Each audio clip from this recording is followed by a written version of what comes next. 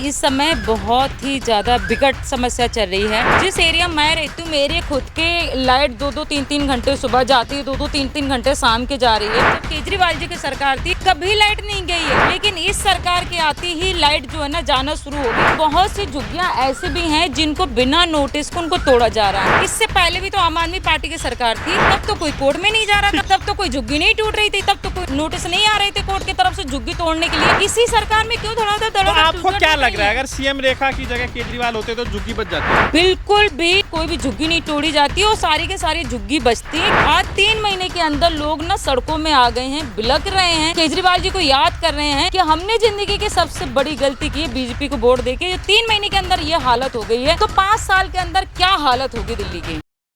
दोस्तों नमस्कार, मेरा नाम है अरुण और आप देख रहे हैं टाइम्स एक्सप्रेस। फिलहाल मेरे साथ जो है काउंसलर सारिका चौधरी है, उनसे बातचीत करते हैं। मैम, किस तरह से देखते हैं दिल्ली के अंदर? मैम, रेखा गुप्ता सीएम है दिल्ली की, पहले वो भी काउंसलर थी, आप भी काउंसलर, तो अच्छी आपकी तो बॉन्डिंग होगी, तो क्या स्थिति है अब दिल्ली के अंदर? नहीं, ऐसा कुछ नहीं है बॉन्डिंग हो गई, क्योंकि जब तक हम सदन में थे तो हम लोगों में आपस में फाइट बहुत ज्यादा होती थी। हाँ। सदन वो चलने नहीं देते थे, जिसकी वजह से हम लोगों में फाइट बहुत होती थी। तो ऐसा कुछ है नहीं कि बहुत अच्छा हमारा बनता है उनके साथ में।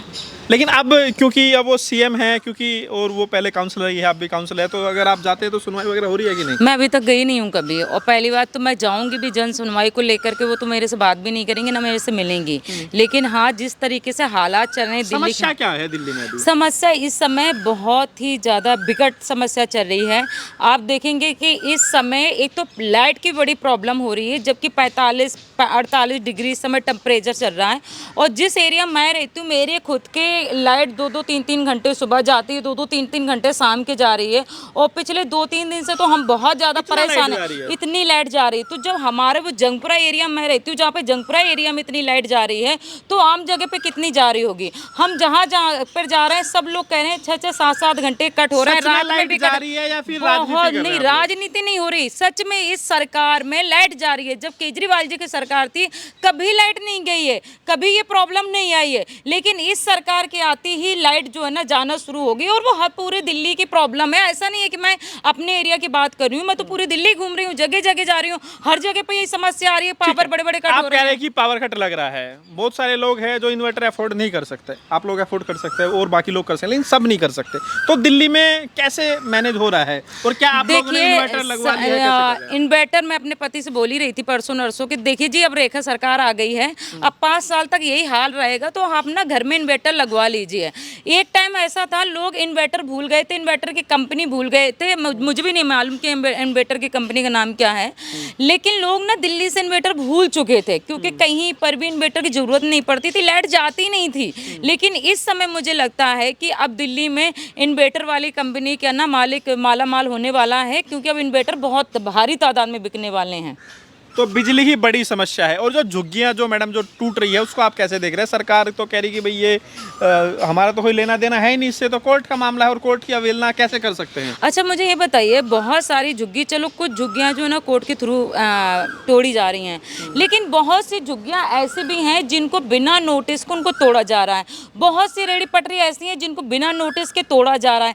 किसी से कंप्लेन करवा दी, जाके तोड़वा दिया। और कोर्ट में जाने वाले कौन लोग हैं? जो झुग्गियां टूट रही हैं वो कोर्ट में केस डलवाने वाले कौन लोग हैं? ये बीजेपी वाले हैं, यही एलजी साहब है जो केस डलवा रहे हैं, और आज ये टूटी रही हैं। इससे पहले भी तो आम आदमी पार्टी की सरकार थी, तब तो कोई कोर्ट में नहीं जा रहा था, तब तो कोई झुग्गी नहीं टूट रही थी, तब तो कोई नोटिस नहीं आ रहे थे कोर्ट की तरफ से झुग्गी तोड़ने के लिए। इसी सरकार में क्यों थोड़ा तो आपको क्या लग रहा है, अगर सीएम रेखा की जगह केजरीवाल होते तो झुग्गी बच जाती है? बिल्कुल भी कोई भी झुग्गी नहीं तोड़ी जाती और सारी के सारी झुग्गी बचती है, क्योंकि केजरीवाल जी ने पूरी ताकत लगाई थी कि किसी भी हालत में झुग्गी वालों को कोई प्रॉब्लम नहीं होनी चाहिए।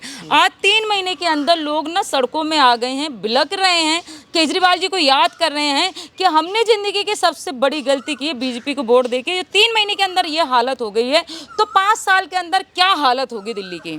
आप जो बात कह रहे हैं कि आपकी सरकार थी तब नहीं टूटता था, अभी ये भी सवाल लगातार पूछा जा रहा है, आम आदमी पार्टी भी उठा रही है कि जो डीडीए के जो वकील है, जो दिल्ली सरकार के जो वकील है, जो भी पार्टी है, ठीक है, वो लोग तो इस बात को लेकर कोर्ट में दुहाई दे रहे हैं, वो इस बात को लेकर दलीलें दे रही है कि झुग्गी टूटनी चाहिए। तो अगर बीजेपी चाहे, अगर डीडीए चाहे, सीएम रेखा चाहे, मोदी जी चाहे, तो झुग्गी क्या बच सकती है? बिल्कुल रोक सकते हैं, क्योंकि अभी मेरी किसी एडवोकेट से बात हो रही थी, ये झुग्गी को लेकर के बात हो रही थी, तो उन्होंने कहा कि जब आम आदमी पार्टी की सरकार थी, तो आम आदमी पार्टी की जब सरकार चल रही थी, जो उस समय बोलते थे कि जी ये वाली झुग्गी को टूटने की बात होती थी कि भाई ये वाली झुग्गी गलत तरीके से बनी है, जो भी है, या किसी ने केस डाल दिया झुग्गी को लेकर के, तो जो आम आदमी पार्टी की तरफ से, जो सरकार के, दिल्ली सरकार की तरफ से एडवोकेट होते थे, वो एडवोकेट बोलते थे नहीं अभी इसमें कुछ इशू है, इसमें ये कुछ, और उसको टाइम बढ़वाते थे। 6 महीने का, हाँ 6 महीने का टाइम बढ़वा लिया कोर्ट से, फिर 6 महीने का टाइम बढ़वा लिया, तो वो लगातार झुग्गियों का टाइम बढ़वाते थे ताकि झुग्गी टूटे ना।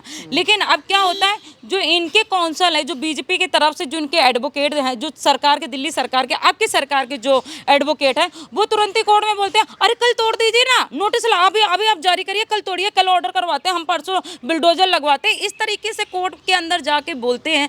तो इसका मतलब आप दिल्ली के झुग्गी वासियों को रहने नहीं देना चाहते। तो आपने झूठ वादा किया।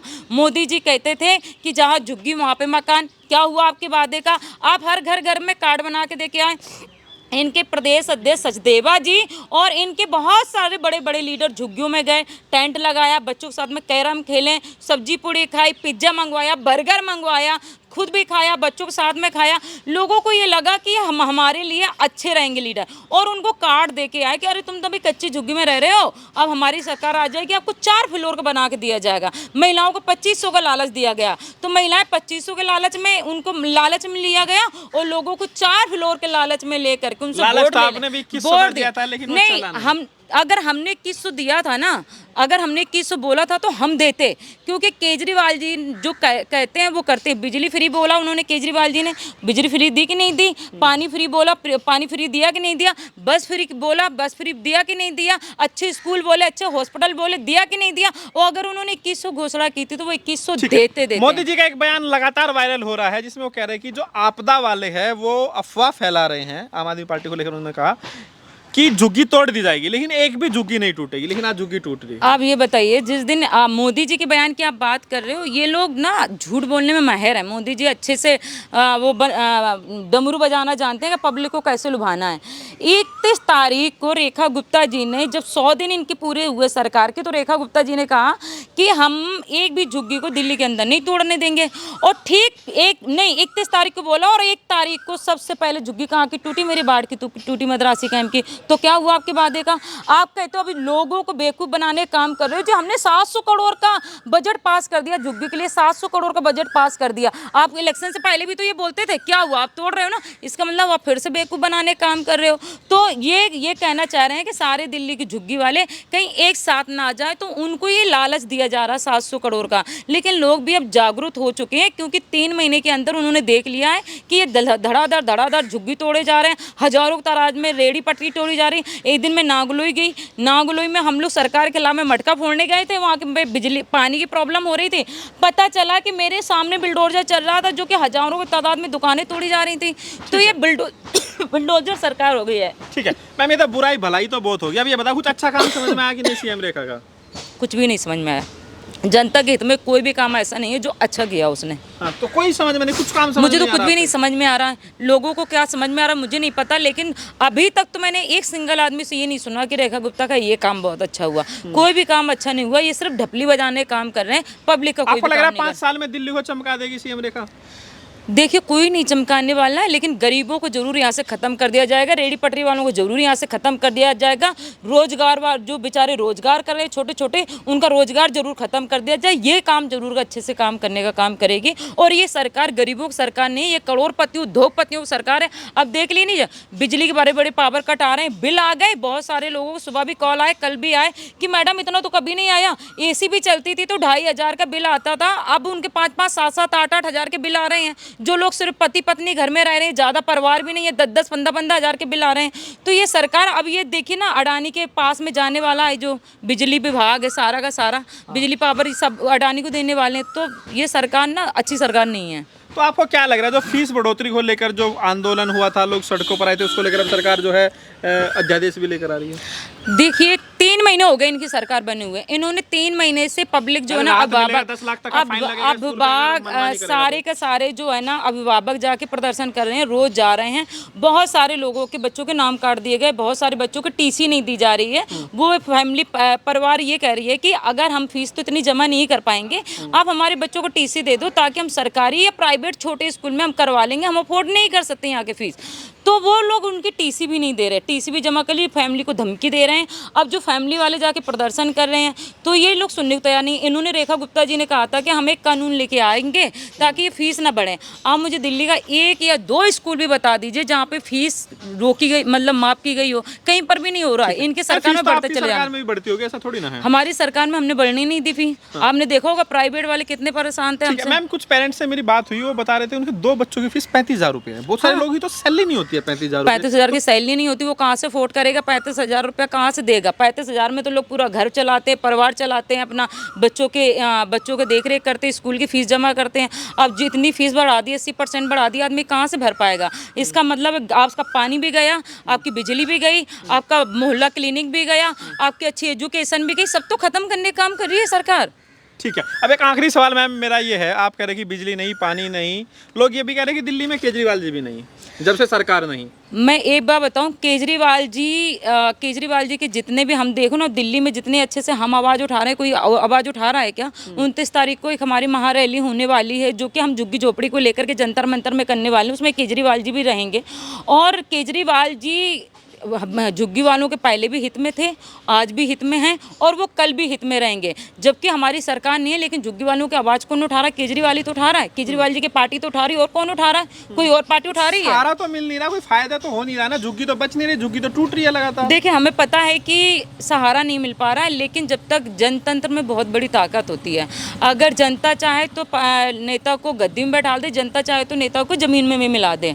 अगर जनतंत्र एक साथ में ठक्का होकर अगर सामने खड़ा हो गया सरकार के खिलाफ में ना, तो इनको भी एक दिन झुकना पड़ेगा। मैम, चुनाव की निष्पक्षता को लेकर लगातार सवाल उठ रहे हैं, कांग्रेस पार्टी ने भी उठाए और बाकी लोग भी लगातार उठा रहे हैं। तो आपको चुनाव की जो पारदर्शिता है, आप मानते हैं कि फ्री एंड फेयर इलेक्शन देश भर में हो रहा है? अभी बिहार में बिल्कुल नहीं हो रहा है, हर जगह पर बिल्कुल हर जगह पे देखो, पूरा सिस्टम इनके हाथ में है। चुनाव इलेक्शन इनके हिसाब से काम करता है, दिल्ली पुलिस भी इनके हिसाब से काम करती है, एमसीडी भी इनके हिसाब से काम करती है। जितने भी इनके लोग तांत्रिक हैं, सरकारी तांत्रिक हैं, वो सबका सब बीजेपी के हिसाब से काम करते हैं। तो मुझे तो कहीं से नहीं लगता चुनाव फेयर है। कहाँ से फेयर? आने वाले दिनों में आप कैसे देख रहे हैं दिल्ली के हालात? दिल्ली के हालात बहुत बुरी तरीके से होने वाले हैं और मुझे लगता है लोगों को अब रो रहे हैं, पब्लिक रो रही है कि केजरीवाल होते तो शायद ऐसा ना होता। आप कह रहे याद कर रहे हैं केजरीवाल को? बहुत याद कर रहे हैं।